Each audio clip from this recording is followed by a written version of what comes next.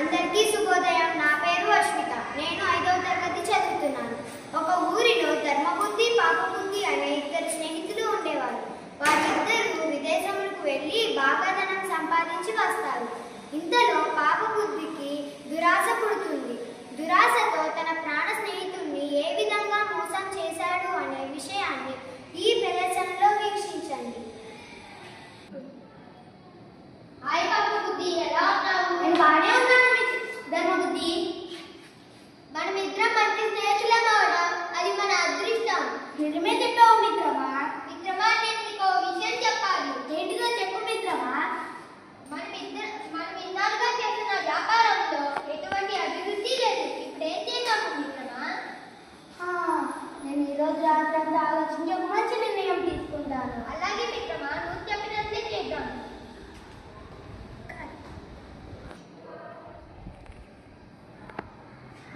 ధర్మబుద్ధికి పాటించాడు. నాకు మంచి నిర్ణయం తట్టింది. ఇప్పుడే వెళ్ళి ధర్మబుద్ధికి చెప్తాను.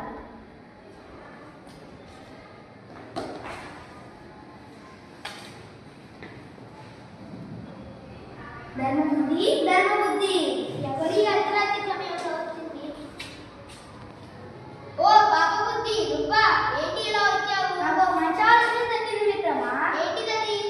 మనిద్దరం విదేశాలకు వెళ్ళి బాగా ధనం సంపాదించి వద్దాం. అలాగే మిత్రమా, నువ్వు చెప్పినట్లే వెళ్ళొద్దాం.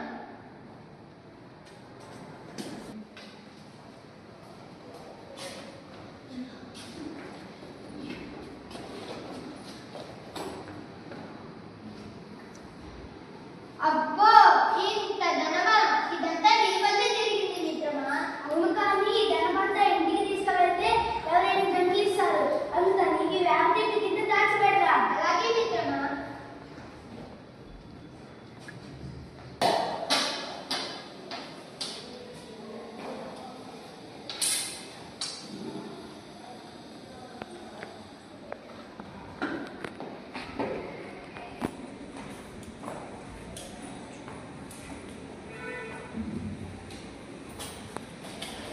సరే, నేను వెళ్తాను మిత్రమా. సరే.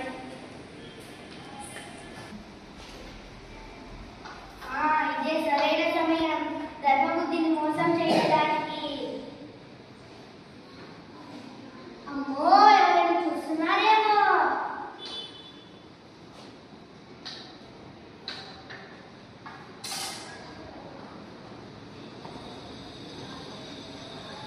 అబ్బా, ఈ ధనమంతా నాకే సొంతం. ధర్మబుద్ధికి దక్కనివ్వను.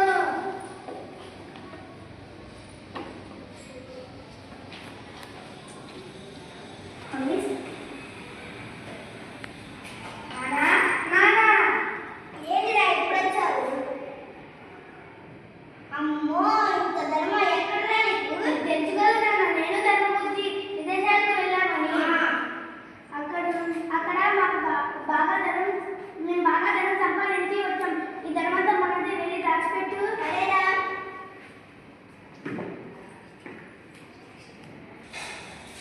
ధర్మబుద్ధి, ధర్మబుద్ధి, ఏంట్రా ఈ సమయంలో వచ్చావు? నాకు కొంచెం డబ్బు అవసరమైంది మిత్రమా. సరే, వెళ్దాం పద.